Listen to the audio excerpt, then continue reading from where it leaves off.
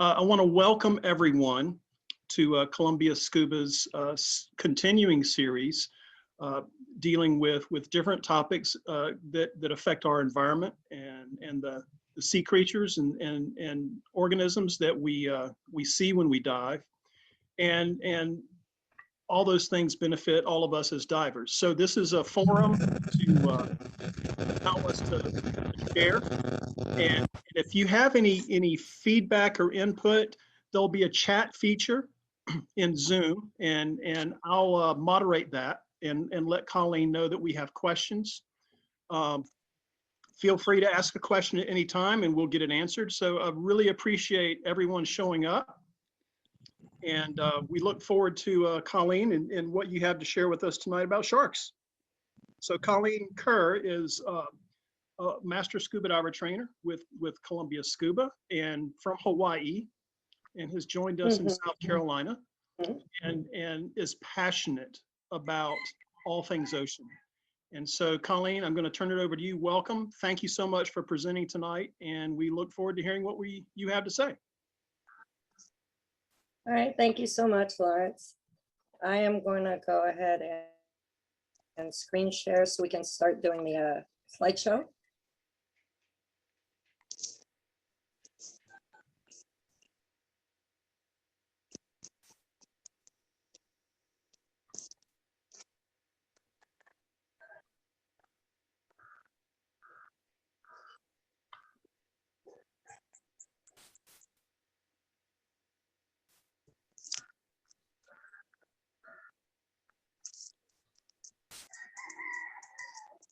There we are.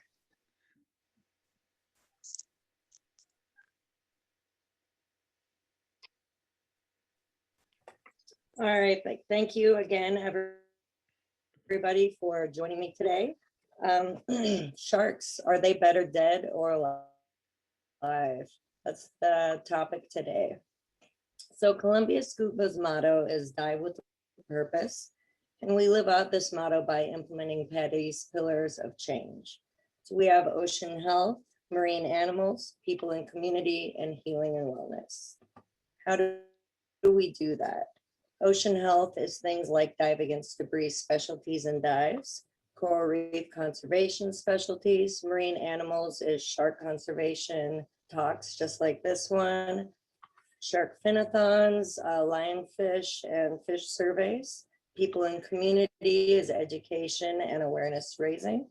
And health and wellness is things like adaptive diving, hobbies such as digital underwater photography and wreck diving.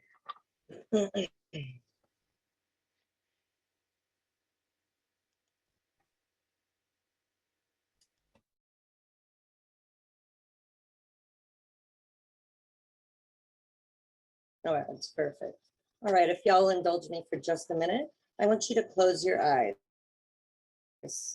Envision with me a sandy beach, the ocean lapping at its shores. A light wind brushes your face and you inhale deeply the sweet, salty air. The sun shines down in your skin and you decide the water is the place to be.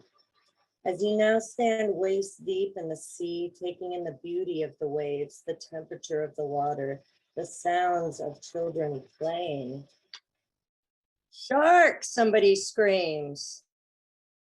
The word shouted at a beach can cause a visceral twinge in the gut as images of a bloodthirsty, mindless apex predator cutting through the water come to mind. This is courtesy, of course, to Steven Spielberg's iconic 1975 film Jaws, and a string of sharks as movie villain movies that have followed. Sharks have gotten a pretty bad reputation.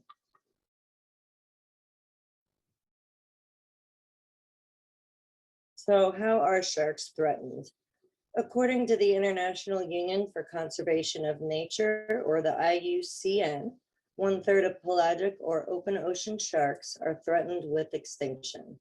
The number one cause for the rapid depletion of the shark population is human interaction through overfishing, which places 30% of sharks in the endangered or near extinction categories. Sharks are fished for a variety of reasons. The meat is in demand in Europe. The oil in shark's liver has many industrial and medicinal uses. Shark skin is eaten as a delicacy or made into leather goods. Cartilage and fins are eaten as a delicacy, and sharks and teeth are souvenirs. So why overfishing hurts the shark population? The shark population just cannot recover and keep up with the demands placed on it by humanity. Sharks play a crucial role in the ecosystem by bouncing predators and picking off diseased, injured, and sick animals.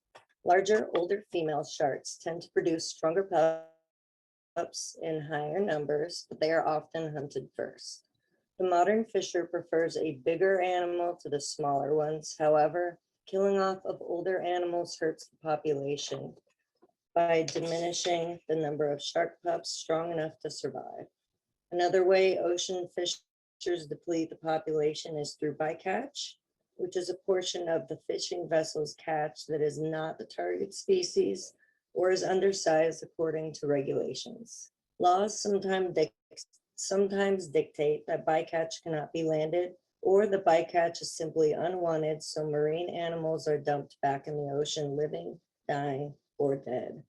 Sharks are often a part of this unaccounted bycatch, and this leaves a huge gap in official shark statistics that are already severely lacking. So why the shark population has difficulty recovering? A major threat to sharks is the brutality of finning. The process of catching a shark is severing its fins from its body while it's still alive and discarding the grievously injured shark into the ocean. The body is not kept for the meat or other parts because the profit for shark meat, skin, and liver oil is not as high as just fins. The practice of shark finning is banned in many countries. However, finning is done at sea, where monitoring is poor and fishing regulations are weak or non-existent. So shark reproductive habits make for a slow rate of repopulation. It can take a shark 20 years to reach sexual maturity. The gestation of pups is 1 to 2 years, and pups are born in very small numbers, and they breed only every second or third year. Another hurdle that protection of shark creates is their migratory patterns. Sharks swim long distances and are highly migratory, which means they often cross international borders, making collaboration with other countries crucial to conservation efforts. A study published in 2012 done on the marine protected areas, or MPAs, and the sharks that use them has provided very helpful information at what happens to the ecosystem within an MPA. So sharks play a vital role in the marine ecosystem as the apex predators. Adult sharks do not have any natural predators outside of the orca. Sharks maintain a balance, ensuring that no one species becomes overpopulated and depletes the species it feeds on. Sharks can change food sources when one prey becomes hard to find, and removing a shark from the food chains it swims in can cause a domino effect within the ecosystem. Fewer apex predators leads to more carnivores, less herbivores, and more macroalgae or seaweed. And the presence of sharks helps protect seagrass beds from being overgrazed by animals. The quality of food is best in the center of seagrass beds, but grazing animals tend to avoid the middle as it exposes them to a shark encounter. So sharks very much need our voices if they are to survive cohabitation on this planet with humanity. I'm going to show you guys a couple of websites here. These are things that we can do as divers.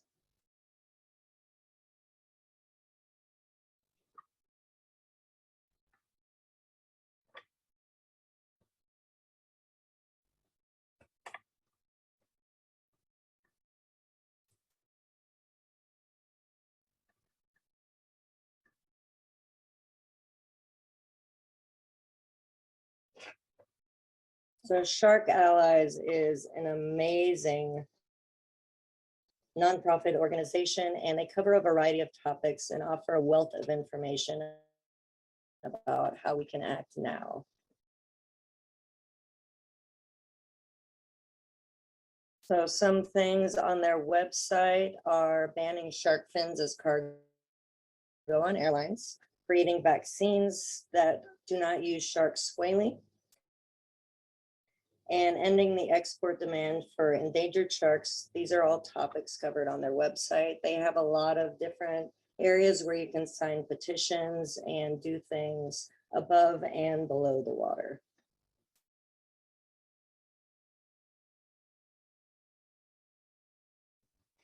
Another favorite of mine is Project Kiwi. I don't know if I'm saying that right. I'm probably not. I have been following Madison Stewart since she was about 16. She was one of those kids that couldn't wait to get in the water and scuba. And when she did, she became a huge shark advocate. So she started Project Kiwi. Her lifelong love of the water has led her to working hands-on in Indonesia to advocate for sharks and provide education and also an alternative mean of income to shark fishermen. So in Indonesian, hiui is the word for shark, and Indonesia is the home of the largest shark fisheries in the world.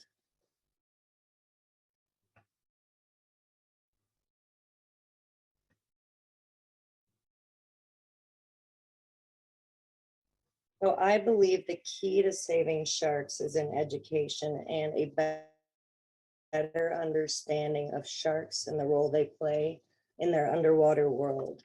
From the smallest, and that little guy down there is a dwarf lantern shark, and they average about 6 inches long, to the very largest, and that's a whale shark up top. They can weigh up to 40 tons. But being interested in sharks leads to ecotourism, which should be done with ethical research and observation of healthy shark populations. The sale of one shark fin averages about $108 USD, while ecotourism brings in millions annually and provides an alternative view of sharks to shark hunters, as well as a better and a more ethical source of income. There's my little references. And what is one thing anybody learned? Does anybody have any questions or comments?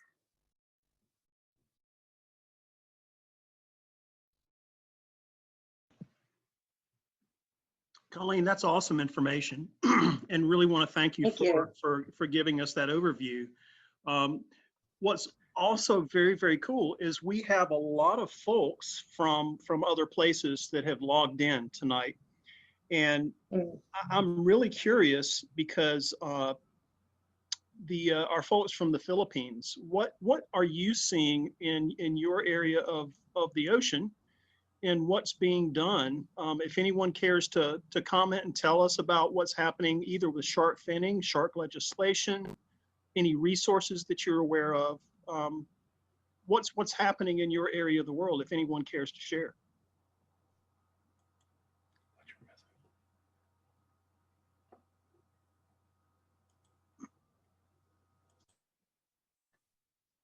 I know everyone is possibly shy, no problem. We also have somebody with us tonight named Bailey Anderson, and Bailey, this is really cool, is going on a year-long school project, and the topic that Bailey is going to be studying is shark finning and possible extinction, and how that would affect the world. Does anyone have anything to say to Bailey about the project? Any guidance, any resources Bailey could look for? And Bailey, thank you. Come on and say hello.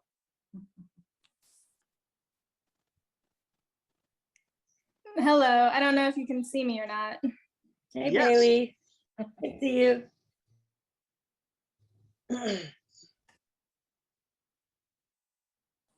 Okay. I go to Heathwood Hall Episcopal School, and we do this thing called Senior Exhibition, where when you're a senior, you do a year-long project on a topic of your choosing.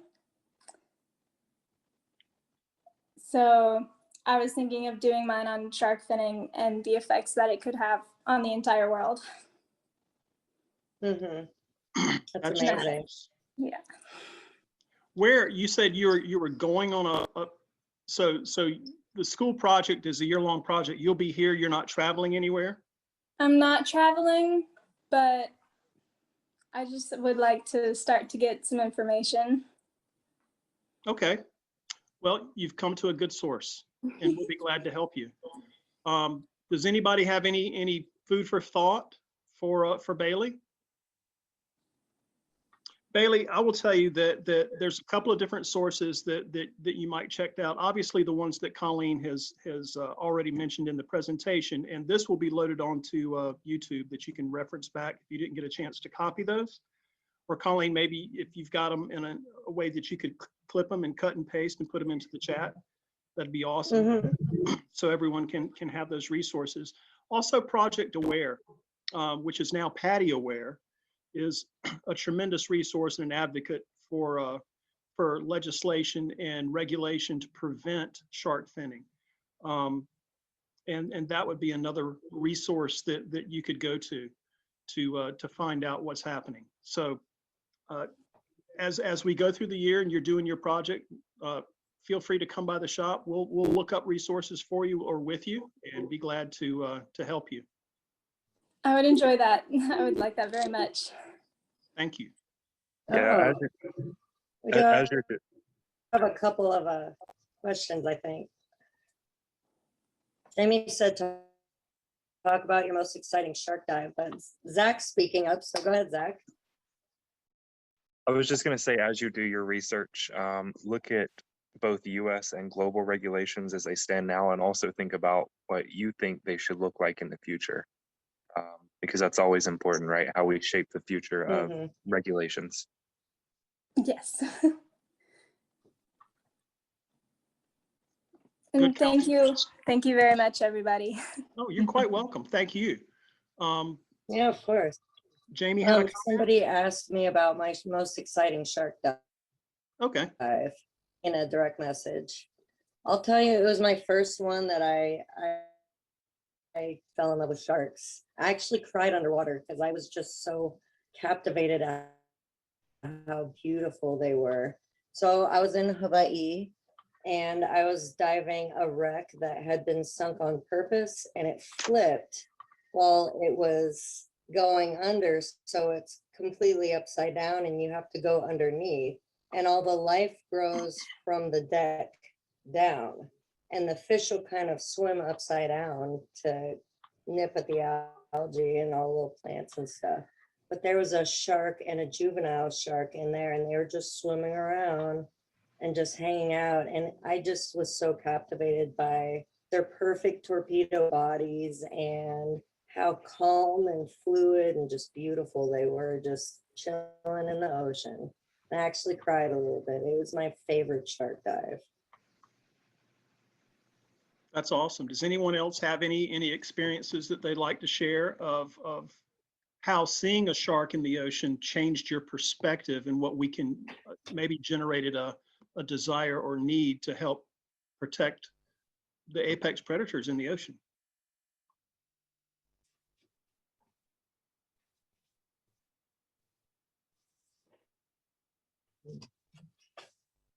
I can tell you, we have a quiet crowd tonight, but that's okay. Yes, hopefully you're all just very captivated. I don't know.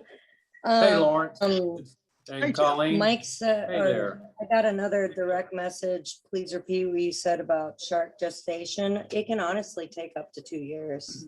And they can be, the female shark can be pregnant with a number of pups, but they tend to, for lack of better words, cannibalize each other in the womb. And then they have to get born and be on their own pretty much right away. So the pups surviving is just being born is another thing. So Lawrence, I'll share my experience on the first sharks with folks. It was on a dive trip in the Grand Caymans. First time I ever was doing ocean diving out like that.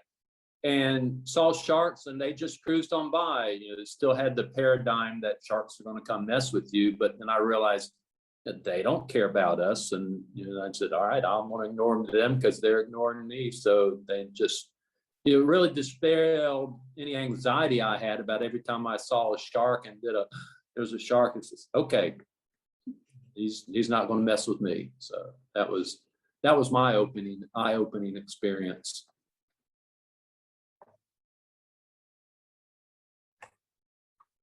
That's awesome, Tim. Thanks for sharing. Anybody else have any questions or any comments they have about sharks? Any stories?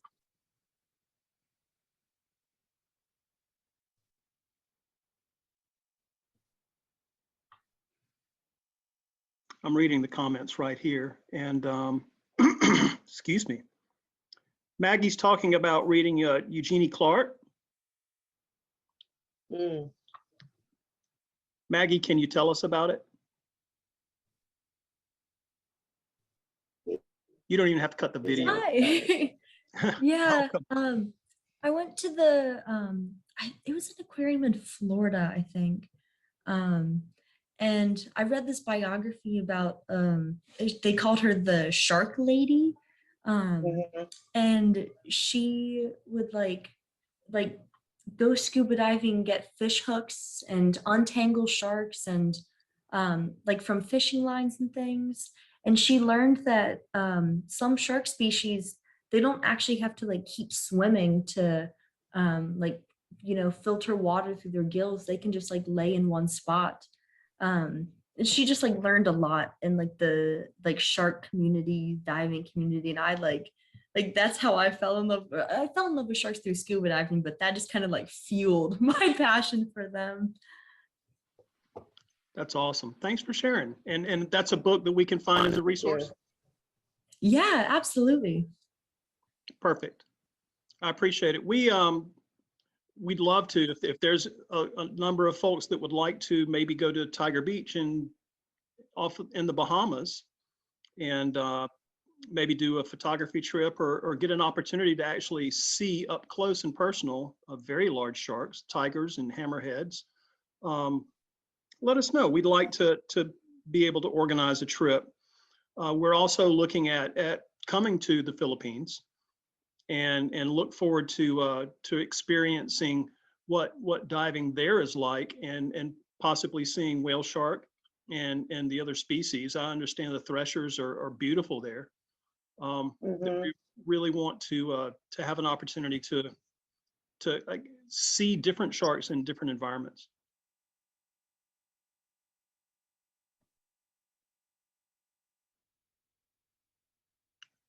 Does anyone have any other questions or information good for the group?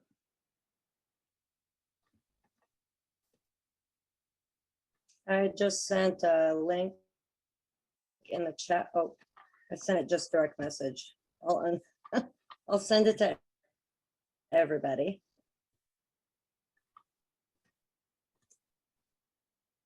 Awesome. Thank you so much, Colleen.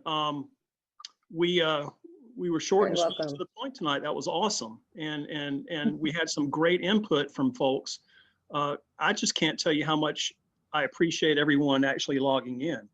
Our next one is on August. Tim, remind me of the date if you would. I don't have it right in front of me or in front of my head.